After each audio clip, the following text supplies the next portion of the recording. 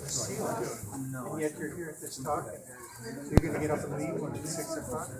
We weren't invited, so we knew nothing about it.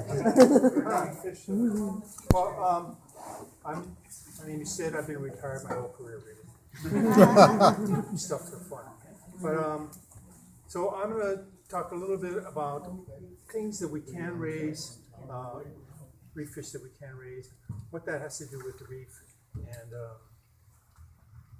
and then afterwards, Lindsay's gonna come in and talk about some coral work and pass it on to Bill, and he's gonna talk about more coral work. And so, occasionally I'm asked, can we do something about reef fishes that will help the reef? And the shorter answer is, yeah, we can leave them alone, or we can just manage them.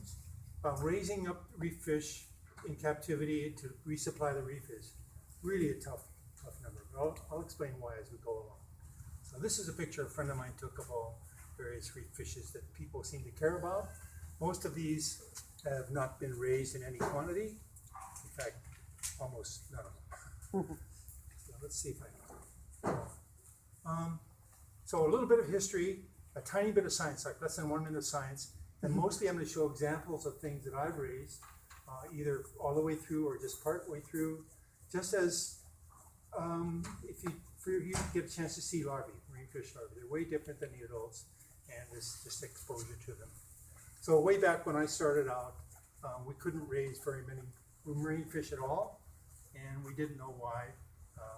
And then one day I just happened to get some copepods from the ocean and feed them to fish, and lo and behold, the ones that ate copepods grew much faster than the other ones and survived a lot better too.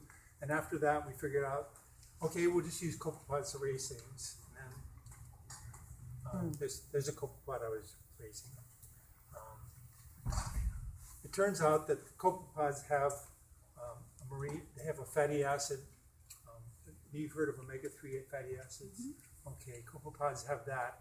And the other foods that aquaculture people used at the time were rotifers and brine shrimp. Neither of those come from the ocean. They're derived from freshwater or inland saltwater lakes. They didn't have the right kind of fatty acids in their chemical composition. It took a while to figure this out. Why is copepods better? But it turns out that if you have a higher level of a really long chain fatty acids, and you get a much better stress response in the fish, so they survive better. There's a lot of stresses when you raise a fish. Just a graph. This is the last of the science slides, I promise. This is showing that along the x-axis is length of a fatty acid chain. It gets longer and longer and longer, and you have 20 carbons, or when it starts out down here at 14 carbons, goes all the way up to 22. There's one at the far end here, is the one that's missing in the feeds that we were using. And it turns out the copepods have that, whereas rotifers and brine shrimp are more down here in the shorter chains. So we figured out later, since we knew that, it took a while to figure that out. But once we found that out, we developed an oil, a company in Europe developed an oil that you could put into rotifers and brine shrimp, and they would get more of this stuff in them. You could grow lots more fish now than we used to be able to. So way back when we discovered that, the fish of most interest, and I was mostly into food fish, was mahi-mahi, because it grows so fast and it's popular. So I was finally able to raise some. They're pretty. I started my own farm on Oahu, Kahuku, after about 10 years of doing research at the Waikiki Aquarium. So it actually worked. I was able to sell fish. The last person I sold them to was Alan Wong. He loved it. He was going to feature it in his farm, but that was the last fish I had. And I didn't have the money to start up my own venture, so I went on to become a teacher. But then I came back and we did some other things, like we figured out how to raise kampachi. We called it kahala at the time. And then we figured out we could sell more if we call it kampachi. This is them going to grow in massive numbers. Okay. This is another. So now I'm doing examples of things we've raised. This is a baby. I think that's a baby giant grouper. Notice that all these spines. So this is a larval stage. It's maybe, I'm guessing, 3 weeks old. Very unusual. Not at all like the adult. This is Oh my goodness. This is a fish I saw in the Tuamotu Islands. You get to be 800 or 900 pounds. Is that right? What were the larval dimensions? Oh, it's about the one you're seeing there is about like so, say a centimeter or so. Maybe a little less than that. So harlequin shrimp, I raised those for a while. Was selling them until somebody on Oahu started out competing me by going out and getting wild ones. So it's a lot of work to raise these things. You need to catch stuff in the wild, you go out and pick them up. To raise them in captivity, you get the eggs to spawn. And you raise up the eggs through one stage, and you got to get them in the settling stage, and it takes quite a while. And then you don't get any higher price than the guys out there. So yeah, I was feeding them our local crown of thorns starfish. So one of the downsides of this critter is that they eat starfish, which is okay if they're eating crown of thorns, but people on the mainland don't have that, so some people worry about us taking those off the reef. Clean your shrimp. If anybody has any questions, go ahead and just shout it out because I have a limited amount of time here. We get 3 guys that have got to talk. So there's a larval. See how different it is from the adult? That's a cleaner shrimp larva. They have all these fantastic things that stick out, and I think it helps them float. Flying fish, that was probably the funnest fish I ever did. So they start off looking sort of like a tilapia larva. Then after about a week maybe, they start getting these big wings. That's my alarms. So I understand to stop talking. Oh,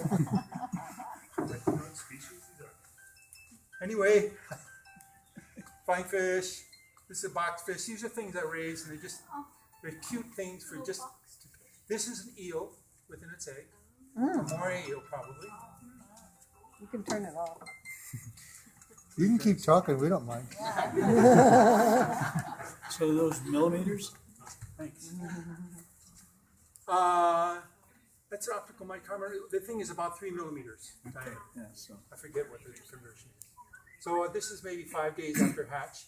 Look at the teeth. They're not even pointy. They're like people's teeth, kind of. And then this is when they're. I think this is 14 days or so. What kind of eel? Probably a moray eel. See, they have this huge mouth and these sharp teeth, and yet when I fed them food like copepods, this is their gut here. The food is only that big. So they have that big of a mouth, and yet they're eating things that are the size that would go down their stomach. This is called a notochord. It's just basically like our spinal cord. This is a baby Ono. That's at 14 days in Ono. Skipjack tuna. Also, one of my favorite fish of all for food fish raising was yellowfin tuna. That's my friend Kim in the water for a tank.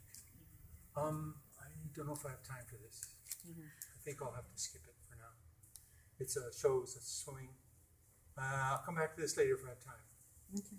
It's so fish eggs. So the 2 hard parts of raising fish larvae. One is you need a food of a certain size. It has to be right size. Has to be live, and has to have the right composition, nutritional composition. These are tuna eggs.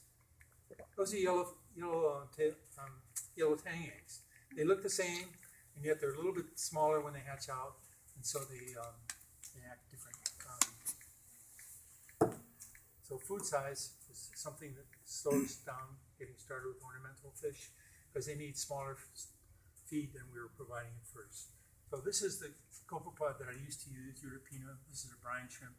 These are brine shrimps. Some people call these sea monkeys or something like that. Rotifers there. That's a damselfish larvae. This is a really old picture at the Long Nose. That's, again, a really old picture from 1980 or something. I was trying to feed them, but this is actually too big for that guy. So with the copepod we use now, it has much smaller alveoli. Oh. I thought I took that out. Reverse.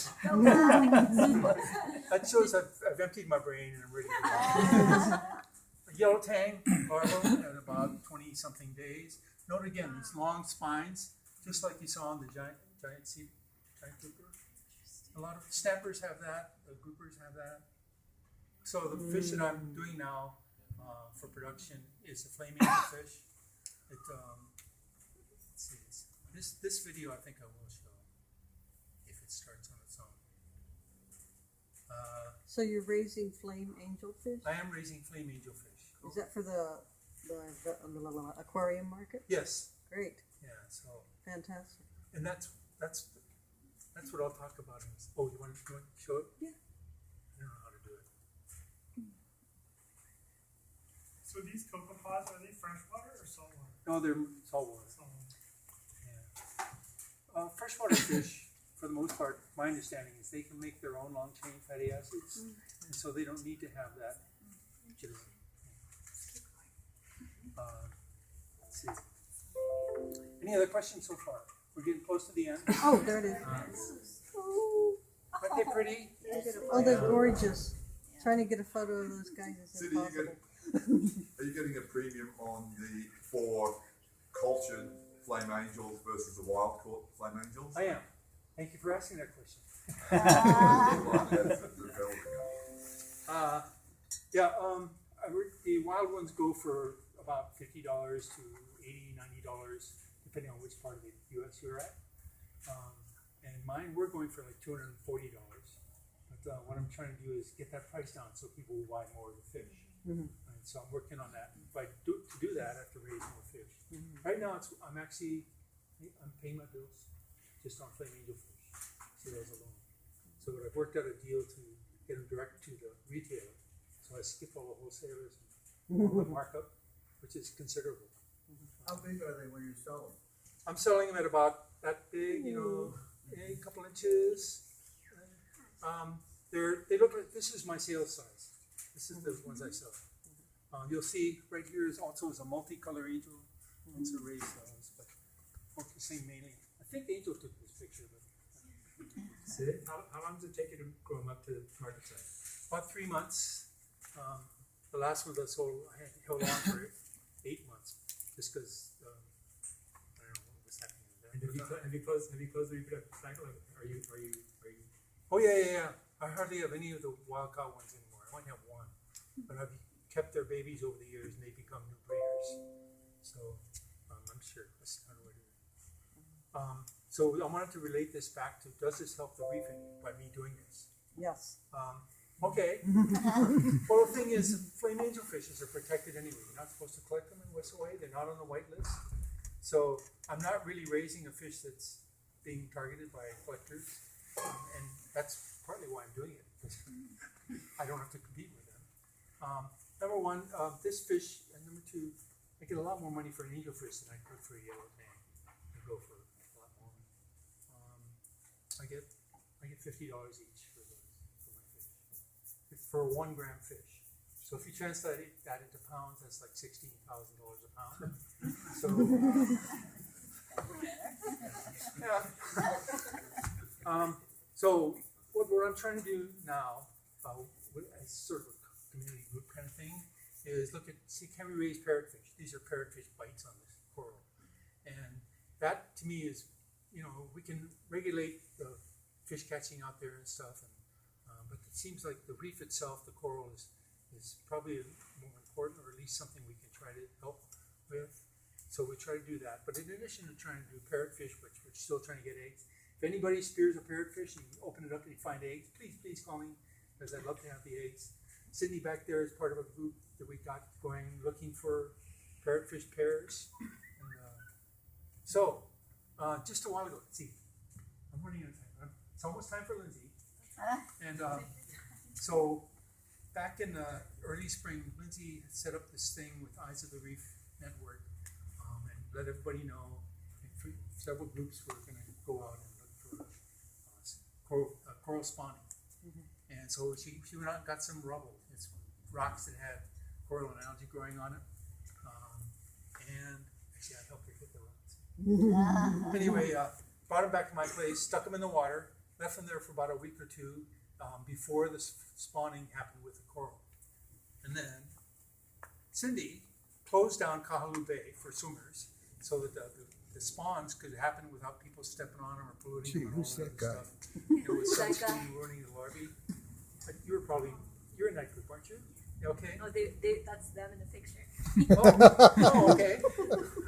I thought that was Jason. But anyway, I okay. took it. Yeah, he took it. Okay.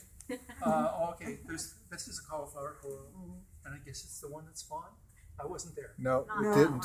one. Okay, It was shy. okay. Jason, or I think it's Jason, Cindy was, Yeah. hello. Was right there when it spawned. And Cindy brought the jar full of 60,000 eggs back to me at my little fish hatchery. And so they spawned at 7:20, and we looked at them at 10. They were already dividing. You stop me anytime you want. Okay, so we kept some in a plain tub and put some in with the rubble. Okay? The next morning, the tank with the rubble had none of these planiole larvae in it, whereas the tank that had nothing had lots of them left in it, like 40,000 still there. What's going on? Okay, so here's the planiole larvae swimming around. In case you've never seen them, this is what a coral starts out like: an egg, and then a little thing that looks like a worm. It's 100 microns wide by 200 microns long.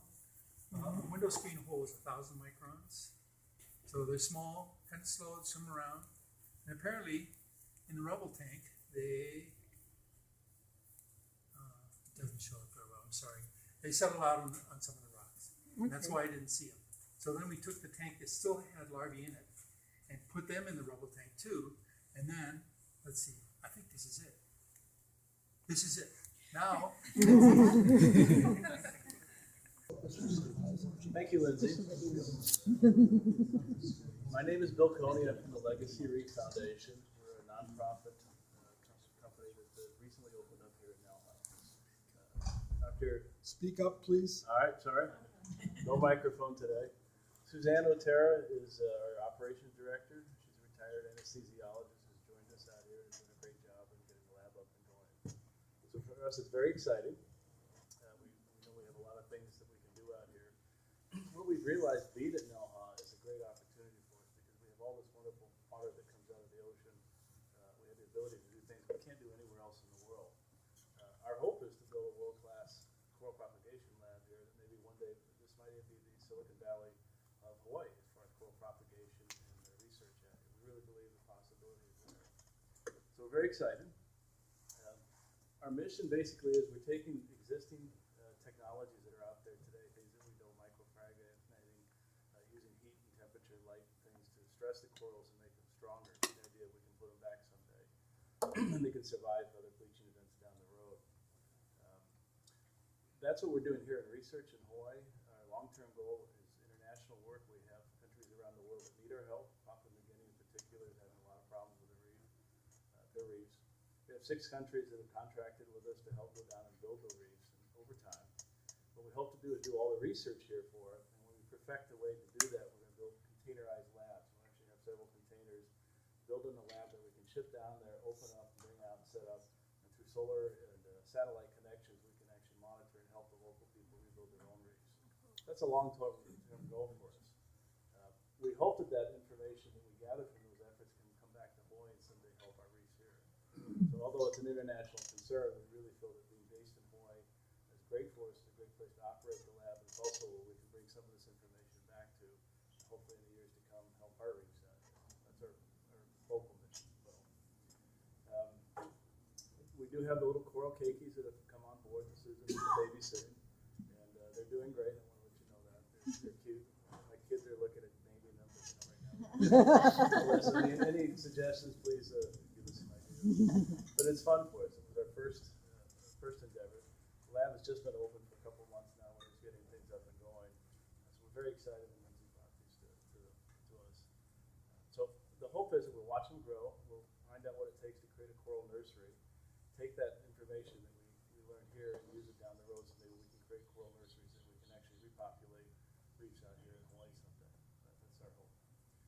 As far as how this impacts Hawaii and our efforts out here, a few things.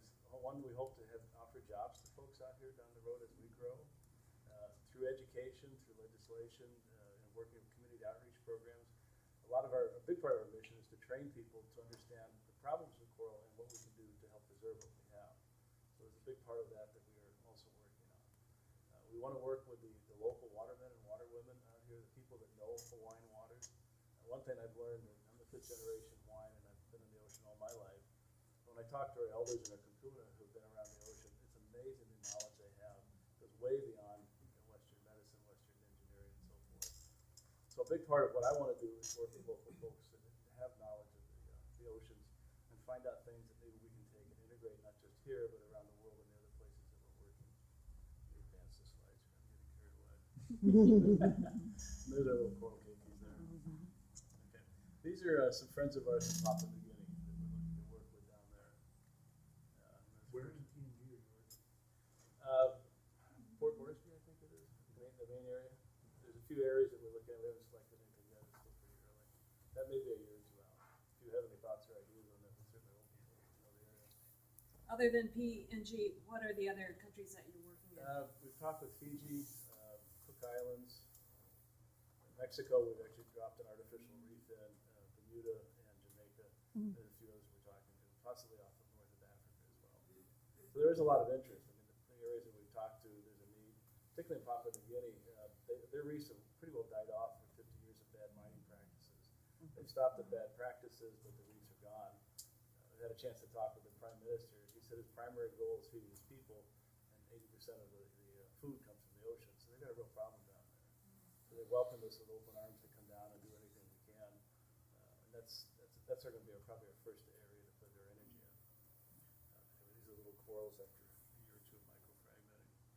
And that's one of the artificial reef balls after a couple of years. So anyway, the hope is in Hawaii we can bring some jobs, we can bring education, maybe legislation to help the reefs.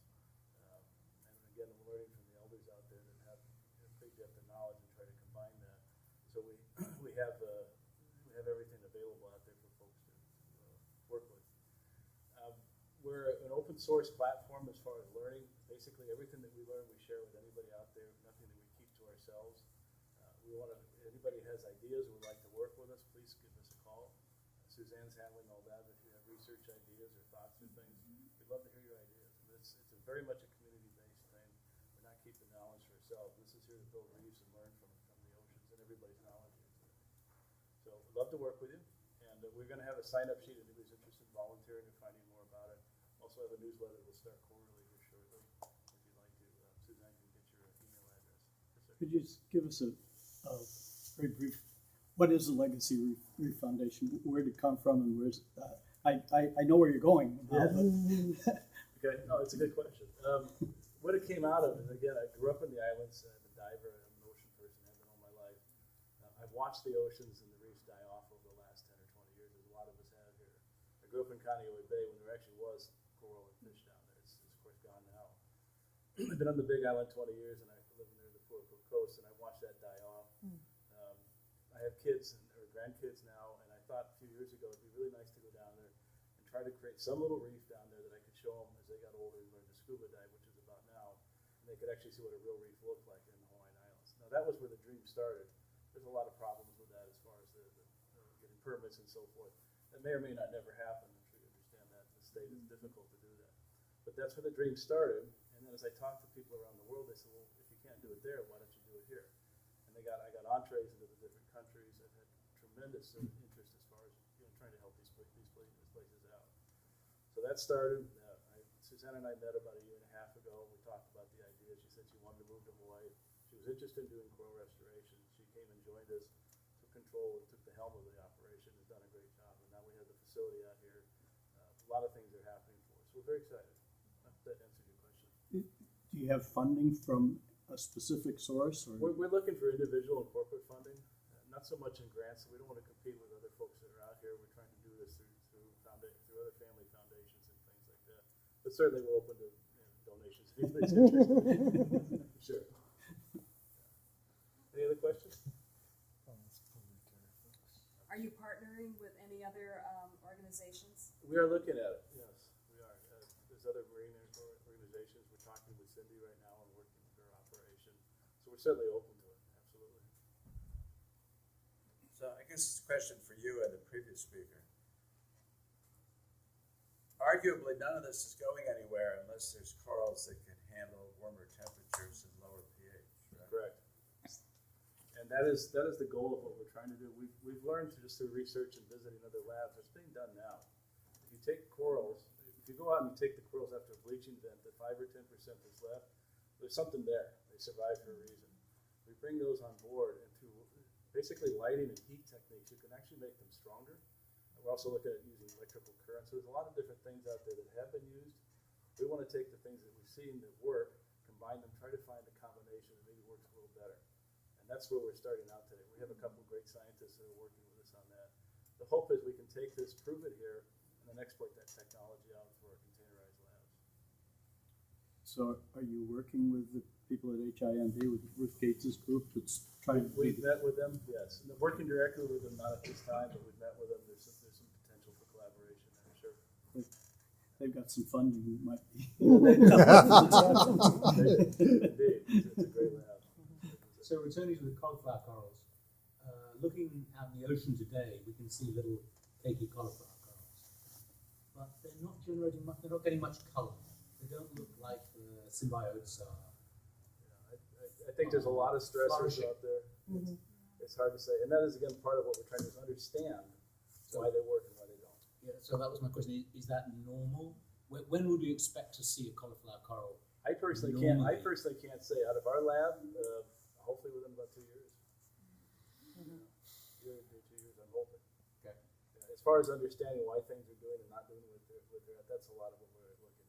I personally don't have the knowledge of it, but certainly we look into it.